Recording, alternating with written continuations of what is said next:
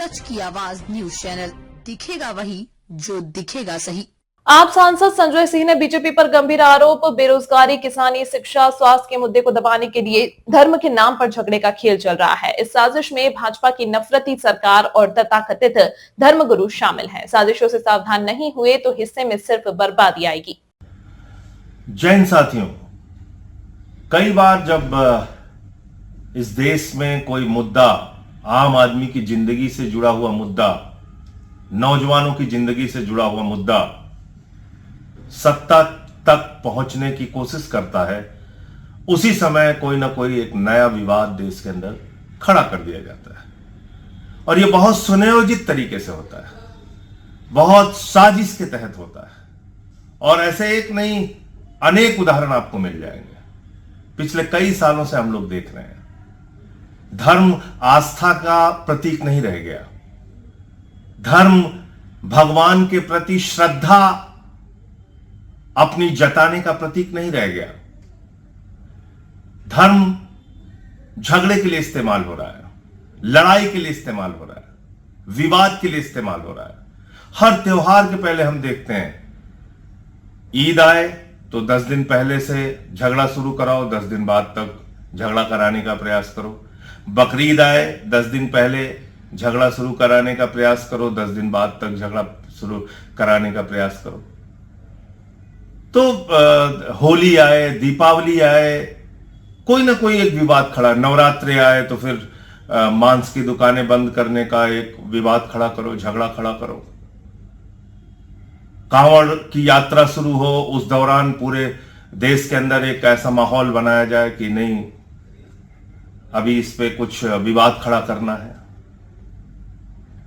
तो ये हम सबको अपने आप से पूछना पड़ेगा, क्या धर्म हमारी आस्था का प्रतीक है, हमारी श्रद्धा का प्रतीक है, भगवान के प्रति हमारी भावनाओं को जताने का प्रतीक है, या झगड़े विवाद का प्रतीक है?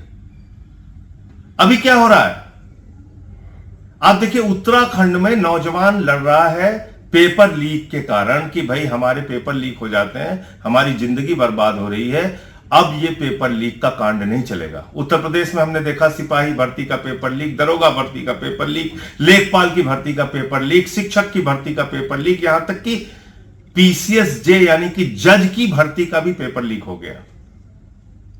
एसएससी को लेकर जो बवाल चल रहा था, पूरे देश के नौजवान सड़कों पर थे। लद्दाख में वहां के लोग पूर्ण राज्य की मांग को लेकर अपना आंदोलन कर रहे थे, जिसमें सोनम वांगचुक जी को, जो एक समाज सेवी हैं, प्रख्यात समाज सेवी हैं, उनको एनएसए लगा के गिरफ्तार करके जेल में डाल दिया गया।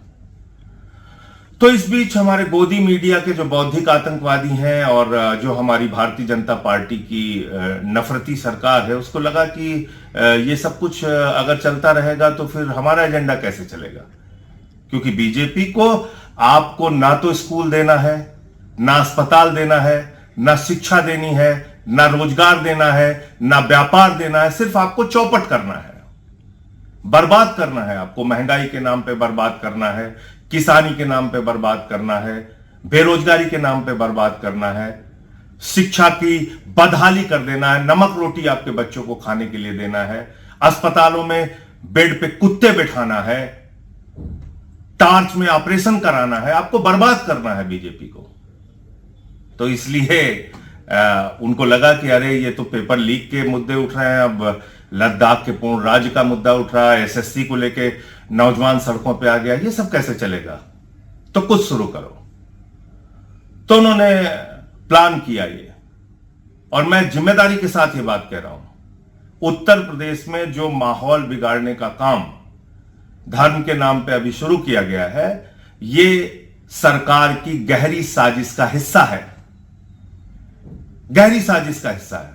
और इसमें पूरे गोदी मीडिया भी आप देखिएगा, जितने बौद्धिक आतंकवादी, गोदी मीडिया के जो नफरती लोग हैं उनको मैं बौद्धिक आतंकवादी कहता हूं। एक समझदार आतंकवादी जो पूरे देश में नफरत का जहर घोलता है। आपने देखा होगा अभी कुछ दिन पहले, कहां हो सचिन, कहां हो राहुल द्रविड़, चिल्ला रहा था ना एक गोदी का एंकर, उसके मुंह से अपने आका का नाम नहीं निकला कि भारत पाकिस्तान का मैच तुम क्यों करा रहे हो मोदी, तुम क्यों करा रहे हो जैसा। वो वीडियो देखिएगा, आपको अंदाजा हो जाएगा कि कैसे आपकी भावनाओं के साथ ये लोग खिलवाड़ कर रहे हैं। कभी आपके रोजगार का मुद्दा नहीं बनाते, कभी आपके शिक्षा स्वास्थ्य का मुद्दा नहीं बनाते, आपकी जिंदगी में सुधार को मुद्दा नहीं बनाते। ये कैसे सुधार होगा आपके जीवन में, तो आप भी उसी में मस्त हो जाते हैं, हो करने लगते हैं, उनको भी मजा आता है। ये बौद्धिक आतंकवादी हैं टीवी चैनल्स पे, जो गोदी मीडिया के जो एंकर हैं इस प्रकार के, तो वो आपके दिमाग में अच्छे से नफरत का बीज बोते रहते हैं, आप सब उसी में फंसते रहते हैं। तो इसलिए अभी ये जो उत्तर प्रदेश में विवाद शुरू हुआ है, I love Mohammed, I love Mahadev के नाम पर, और आज तो मैं देख रहा था आई लव आदित्यनाथ का शुरू हो गया है, उनको भी भगवान का दर्जा मिल गया है। फिर कल को मोदी जी को आई लव मोदी हो जाएगा, क्योंकि वो तो अवतार ही हैं, तो एक वो भी भगवान का रूप है, उनके नाम पे शुरू हो जाएगा। तो अभी मैं ये पूछना चाहता हूं कि आई लव मोहम्मद बोलिए, आई लव महादेव बोलिए, आई लव गुरु नानक देव जी बोलिए, आई लव प्रभु यीशु बोलिए, तो इसके नाम पे झगड़े कहां से पैदा होते हैं? झगड़े क्यों पैदा होते हैं? आपने सोचा कभी इस बात को? क्योंकि आपके स्कूल का मुद्दा दबाना है, आपके अस्पताल का मुद्दा दबाना है, आपकी सड़कों का मुद्दा दबाना है, आपकी जिंदगी में हो रहे भ्रष्टाचार और महंगाई के मुद्दे को दबाना है, इसलिए ये शुरू होता है और आप उसमें फंसते हैं।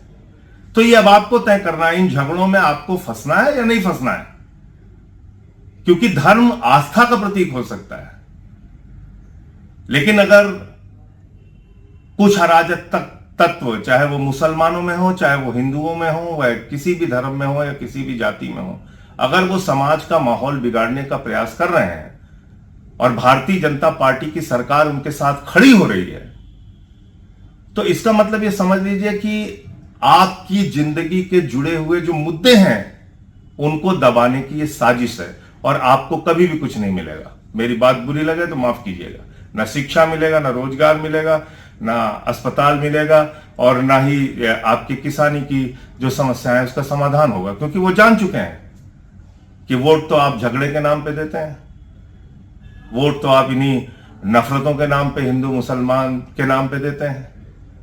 तो उनको भी पता है कि आपके लिए काम क्यों करना है, क्यों आपको रोजगार देना है। तो इसलिए अगर आपको लगता है कि आपको उत्तर प्रदेश को बचाना है, और प्रधानमंत्री तो कह के गए हैं कि उत्तर प्रदेश के नौजवानों चिंता मत करना, मैं तुम्हें गोबर से रोजगार दूंगा, तो उत्तर प्रदेश के नौजवानों को गोबर से रोजगार देने लायक हमारे देश का प्रधानमंत्री समझता है।